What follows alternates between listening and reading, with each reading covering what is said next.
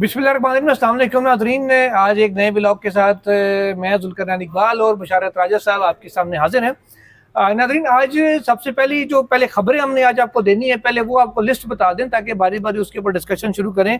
पहले तो ये कि नाज़रीन, चीफ जस्टिस ऑफ पाकिस्तान ने अवाम के नाम पैगाम जारी किया जिसमें सुप्रीम कोर्ट ऑफ पाकिस्तान ने एक अपनी नैब तश्कील दे दी है और कहा है कि हमारी ये नैब है, हमारी ये एंटी करप्शन है, हमारी ये FIA है। जिस किसी को कोई यहाँ डॉक्यूमेंट्स की नकल लेने में या केस फिक्स कराने में कोई सरकारी या गैर सरकारी बंदा पैसे मांगे तो उस पर वो कार्रवाई करेंगे। कैसे करेंगे आगे चल के आपको बताते हैं। सरदार एजाज इसहाक साहब ने आज जो खड़ा किया है सुप्रीम कोर्ट ऑफ पाकिस्तान का रिपीट टेलीकास्ट टैक्स केस का इस्लामाबाद हाई कोर्ट के अंदर हुआ, चलता केस वापस ले लिया गया। यानी कि नजर वर्ड जैसे कहते हैं पकड़ी देख के नीचे से अपनी 4 ईंटें निकाल के वापस ले आना, वो काम इस्लामाबाद हाई कोर्ट में हुआ। उसकी डिटेल आपसे शेयर करेंगे।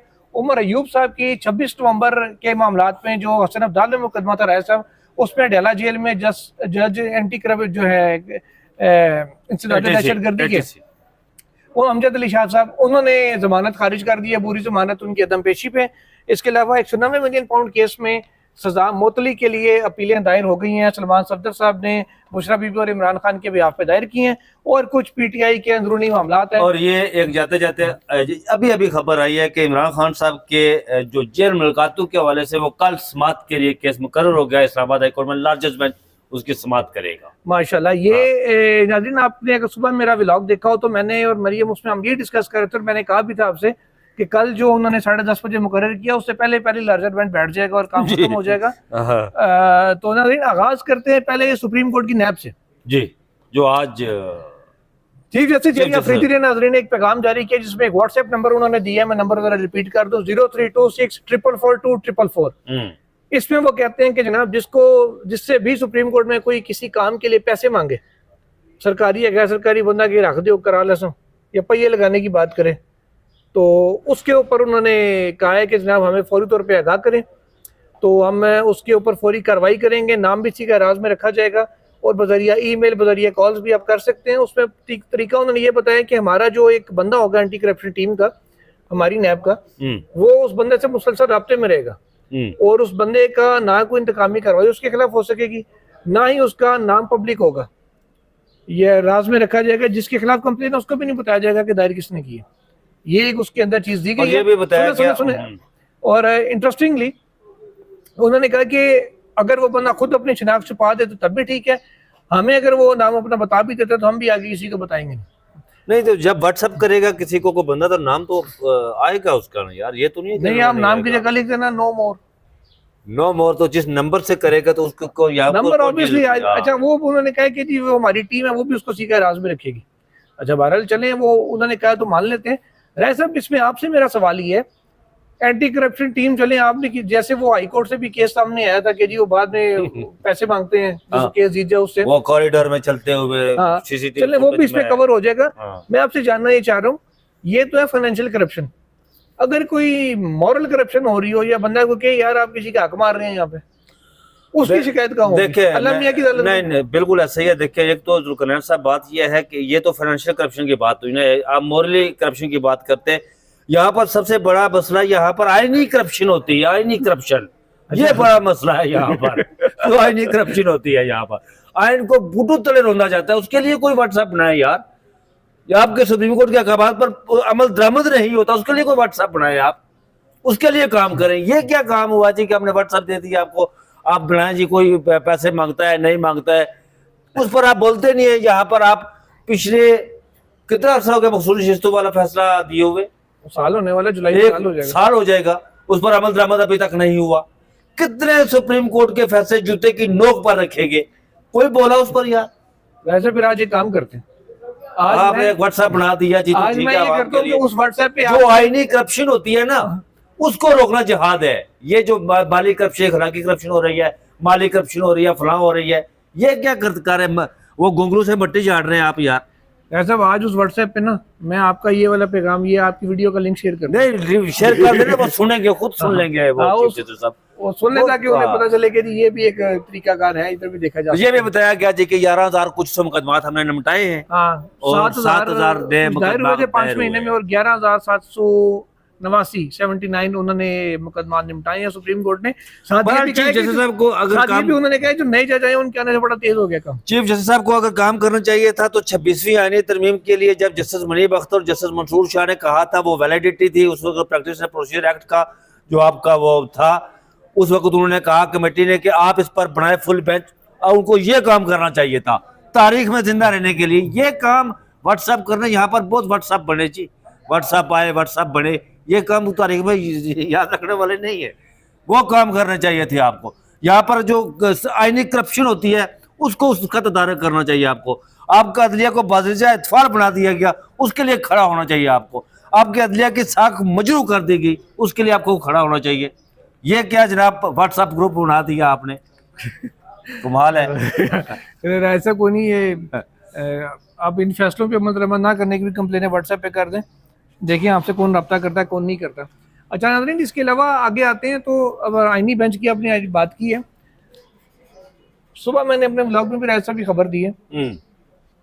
आर्टिकल 191A जो 26वीं तरमीम के तहत शामिल किया गया जिसमें आईनी बेंच के क़याम का जिक्र है जी, जो चैलेंज भी है, उसमें ये लिखा है कि आईनी बेंच जो है वो 5 रुकनी होगा। साथ ही भी कहा है कि उसमें हर सूबे की यकसा नुमाइंदगी की कोशिश की जाएगी।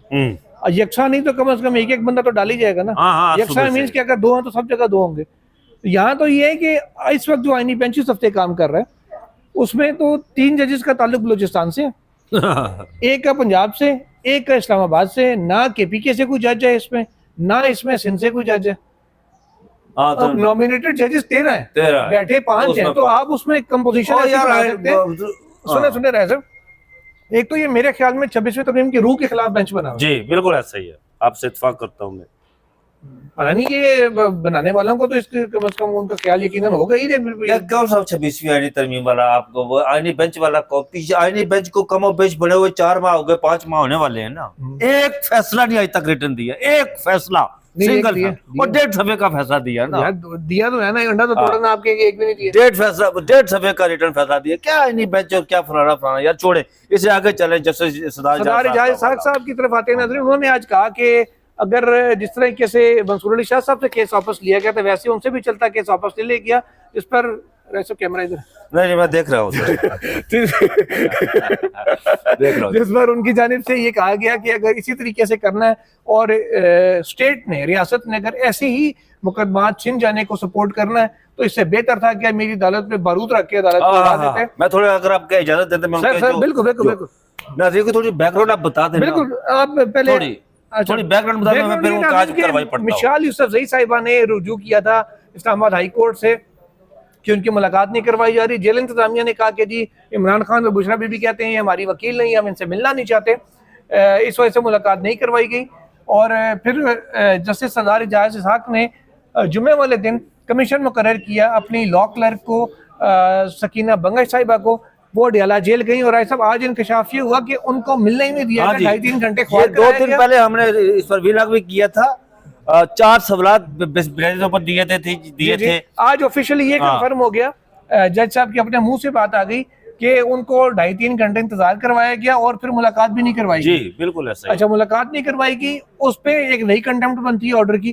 तहम उन्होंने साथ ये भी किया कि आज जब वो केस मुकर्रर था समाअत के लिए पहले से ही बाया कोर्ट ऑर्डर, जुडिशियल ऑर्डर के तहत मुकर्रर करदा केस को हटा दिया गया, कॉज मनसूख हुई। उन्होंने कहा जी मेरा लगा हुआ केस कहाँ गया, जिसके ऊपर वो सारी कार्रवाई आगे बढ़ी। और वो राजा मैं तफसील बताऊंगा क्योंकि हुआ ये था, लगा हुआ केस इसलिए मनसूख किया गया था कि अडयाला जेल के सुप्रिटेंडेंट साहब ने यहाँ पर एक दरख्वास्त दायर कर दी थी कि तमाम कोई दरख्वास्तों को यकजा करके एक लार्जेस्ट बेंच बनाया जाए।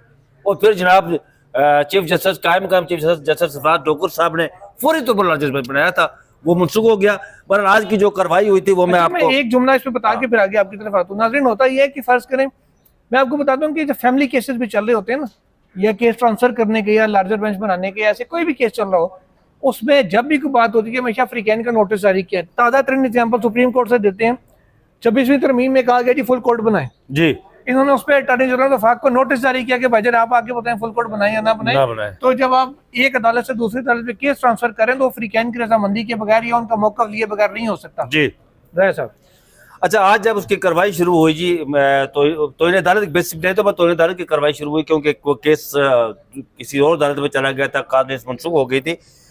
तो जस्टिस सरदार एजाज साहब नाज़रीन आपको बताएं कि वो जस्टिस सरदार तारक रसूल साहब के भतीजे हैं, या जो सुप्रीम कोर्ट ऑफ पाकिस्तान में जज रहे और काजी साहब के काजी साहब के राइट हैंड रहे, ये उनके भतीजे हैं। आज भी डॉग जज हैं, आज भी डाक जज है, लेकिन फर्क तो होता है। बाकी सबसे डबल तनख्वाह पे जी, ये कहा गया कि क्या चीफ जस्टिस के पास, एक जज के पास ज़ेर समाअत केस उसकी मर्जी के बगैर दूसरे जज को मुंतकिल करने का अख्तियार है?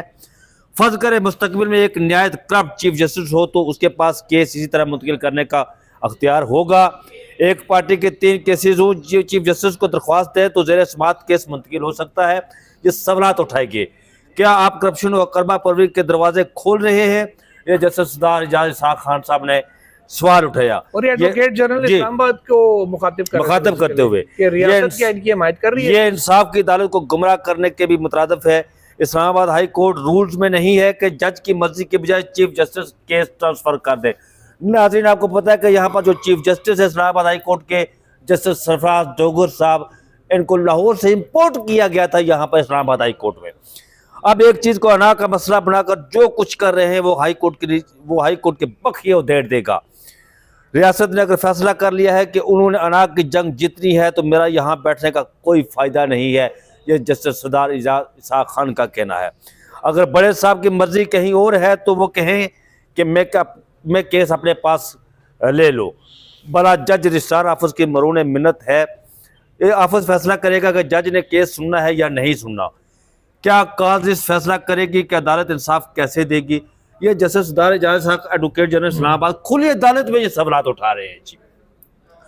हमने चीफ जस्टिस ऑफिस से अदायत के लिए मामला भेजा, केस लार्जेस्ट बेंच को मुंतकिल करने का कहा गया। ये डिप्टी रजिस्ट्रार साहब कह रहे हैं जनाब, लार्जेस्ट बेंच जो कार्रवाई कर रहा है इस अदालत की कार्रवाई की तौहीन मैं कर रहा हूँ। ये उन्होंने कहा कि जो वो कार्रवाई कर रहा है लार्जेस्ट बेंच, वो बुनियादी तौर पर इस अदालत की तौहीन कर रहा है। ठीक है, आगे वो कहते हैं जज का असल इंसाफ अवाम करती है। पब्लिक जब ये देखेगी तो कहेगी कि ताकतवर लोगों के खिलाफ केस होगा तो जज बेबस है, वो चीफ जस्टिस ही सुनेगा। मैं ये कार्रवाई इन तमाम सवालात को तय करने के लिए शुरू करने जा रहा हूँ। अवाम को मालूम होना चाहिए कि हाई कोर्ट के जज अदलिया की आज़ादी पर इस तजावुज़ को बर्दाश्त नहीं करेंगे। मुझे रात को इतना दुख हुआ कि बात यहाँ पहुँच चुकी है, अब इस हद तक आगे निकल गए कि कमीशन को 1 मिनट तक मुलाकात नहीं कराई जाए। 1 मिनट मुलाकात नहीं, जो कमीशन जिस तरह जुल्करनैन साहब ने आपको बताया कि वहाँ पर उनकी मुलाकात नहीं होने दी गई अडियाला जेल में। सुपरिटेंडेंट साहब ने उनको ज़ाहिर है उसको कवर, सुपरिटेंडेंट साहब का सारा कुछ है मामला वहाँ पर। आपने फैसला कर लिया कि सदियों की रवायात को भी ख़त्म कर दिया, हम बुनियादी सवालात ही तय नहीं कर पाए। ये जस्टिस सरदार एजाज साहब का कहना था। और 10 साल बाद बुनियादी असूलों पर इसी मुकाम पर खड़े हो जाते हैं। हमने क्या तरक्की करनी है? इससे बड़ी हमाकत नहीं कि कानून की अमलदारी के बगैर आपकी इकॉनमी तरक्की करेगी। ये मेरी ज़ात का, ये मेरे इख्तियारात का मसला नहीं बल्कि हाई कोर्ट की तौकीर का मसला है। क्या इस तरह अवाम का निज़ाम इंसाफ पर कायम रहेगा या यकीन रहेगा? अवाम का निज़ाम इंसाफ पर यकीन रहेगा। इस केस में रियासत और सुपरिटेंडेंट तो मुतासर फरीक भी नहीं थे, ये शुएब शहीन का कहना था। सरदार साहब ने कहा कि अब वो बात कर रहे हैं, हमें तो अपने इदारे की फिक्र हो गई है।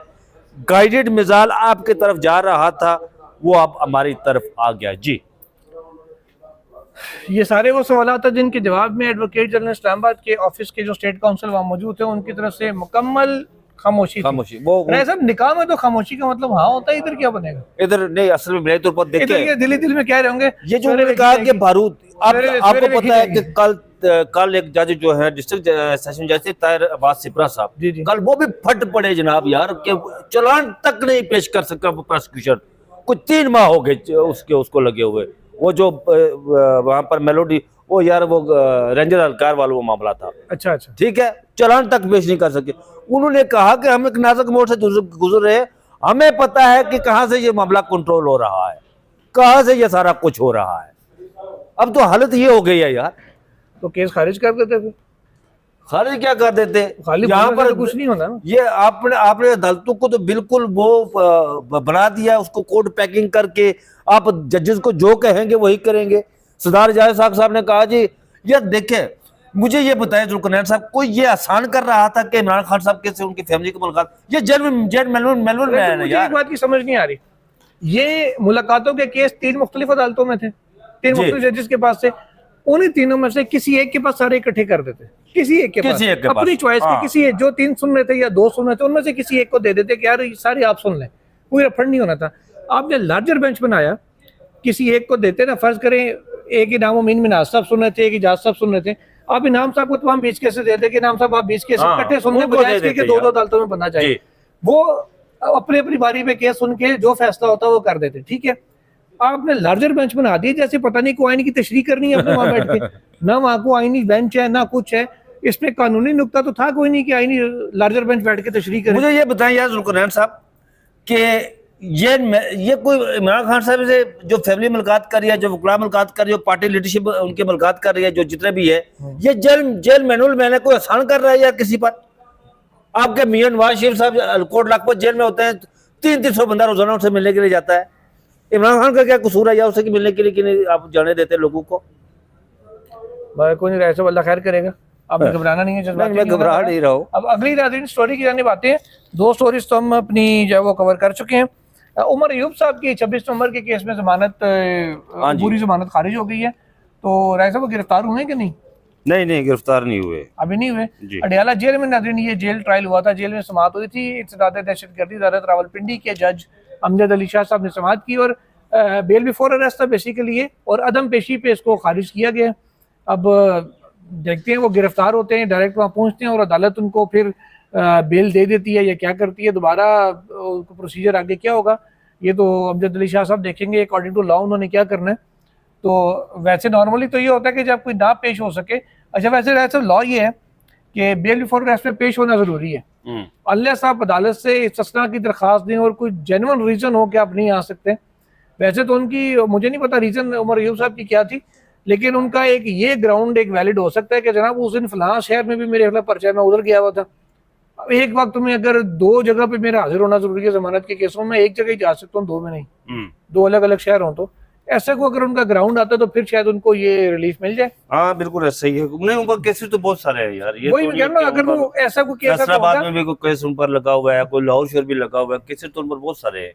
अब अदरवाइज अगर वो किसी और वजह से नहीं पेश हुए तो फिर शायद वो रिलीफ मिलना मुश्किल हो जाए।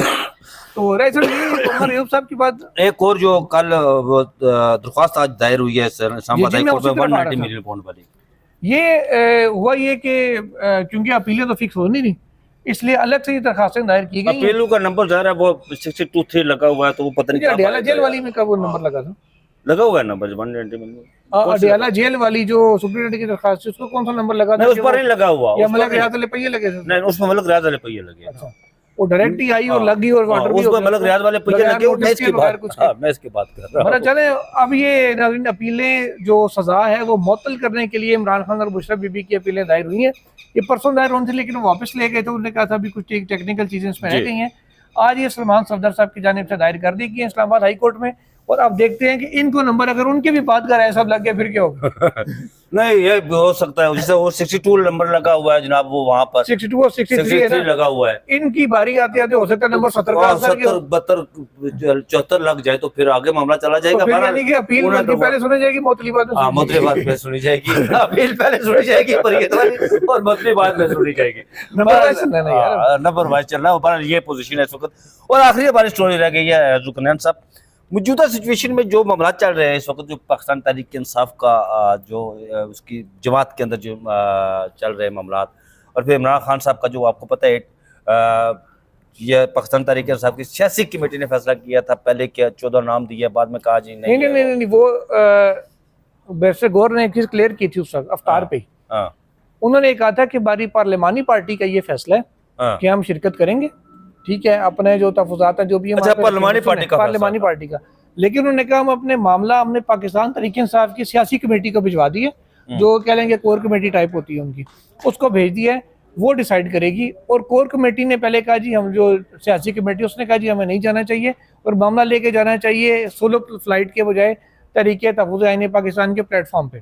फिर उधर जब ये बात गई तो चकजई साहब वो सारे थे, उन्होंने भी कहा कि जनाब ये पार्लिमानी पार्टी का फैसला मेरे हिसाब से गलत है, हम सबको ये कहना चाहिए कि हम नहीं जाते, इसका बाइकआउट करेंगे। और ये बात थोड़ा सा ज़्यादा सोशल मीडिया का भी प्रेशर पीटीआई पे आया था, उस सियासी कमेटी ने उसको भी मद्देनजर रखा कि वर्कर्स हमारे कह रहे हैं कि क्यों हम जा रहे हैं उस पर। और सबसे बढ़ के इस बात को तकवीत उस वक्त मिली जब इमरान खान साहब ने इस फैसले की तस्दीक की, तायद की। उन्होंने कहा जनाब बिल्कुल उन्होंने दुरुस्त फैसला किया है कि वो मेरी इजाज़त के बगैर मैं जा कैसे सकते थे। वो जब उनकी मेरे से मुलाकात भी नहीं कराई गई तो वो कोई इंस्ट्रक्शंस लेके जाते ना कि हमें खान साहब ने ये मैंडेट दे के भेजा, हम इस हद तक आपके साथ हैं, इस पे नहीं है, बिल्कुल ऐसा इस पे आगे को बात करें। तो वो हो सकता है इमरान खान साहब उन्हें कोई ऐसी लाइन देते जो गवर्नमेंट को सपोर्ट कर जाती, वो कहते बिल्कुल ये आपने बड़ी जबरदस्त बात की है। लेकिन ये जो कौमी सलामती वाला इजलास हुआ था ना, ये तो बिल्कुल नाकाम हो गया ना। अब जो हुकूमत के जो हमायती, अब नून लीग की सफी भी जिन्हें कह सकते हैं, जर्नलिस्ट भी कह सकते हैं, जो उसकी सबसे बड़े फ्रंट फुट पर खेलने वाले थे, वो भी ये कह रहे हैं कि जो मैसेज देना था वो मुकम्मल तौर पर नाकाम हुआ। जिस मुल्क का वज़ीर दाखिला ही इस इजलास में शरीक ना हो यार, वो तो चले वो जेन्युइनली बीमार है, आपको बताऊं दुबई के हॉस्पिटल में एडमिट है और हो सकता है कि वो डिस्चार्ज होके आज या कल पाकिस्तान पहुंचे। वो कल यार लाहौर में कर रहे थे, वहाँ इफ्तार दिया उन्होंने कल, उमर दराज गोंदल साहब ने उसकी तस्वीर लगाई यार। अब कह रहे हैं बीमार है। नहीं, हमें तो बताया गया था नहीं नहीं बीमार नहीं है यार, वो तो इफ्तार दे रहे थे। एक और चीज भी आ रहा है साहब इसमें, नून लीग वालों को पता है क्यों मिर्चें लगी हुई हाँ, कि गवर्नमेंट तो उनकी है ना हर तरफ। जब आर्मी चीफ साहब ने ये कहा कि हम कब तक आपके गवर्नेंस के गैप्स को अपने शोधा का खून दे के फिल करेंगे, इसका मतलब है जितने दावे गवर्नेंस के किए जा रहे हैं जी हमने तो बड़ी जनाब दूध और शहद की नहरें बहा दी, ये कर दिया वो कर दिया, वो सारे ठुस हो गए। नहीं मैं अगर मैं वहां होता ना, नून लीग की साफियों को तो मिर्चें लगनी थी। नहीं मैं अगर शहबाज शरीफ की जगह वहां होता तो मैं शहबाज शरीफ की जगह मैं पूछता, सर आपने कब गवर्नेंस का मौका दिया था हमें कि हम गवर्नेंस करें बेहतर।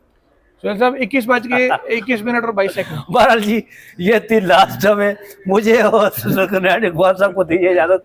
अपना बहुत सा ख्याल रखिएगा। अल्लाह हाफिज।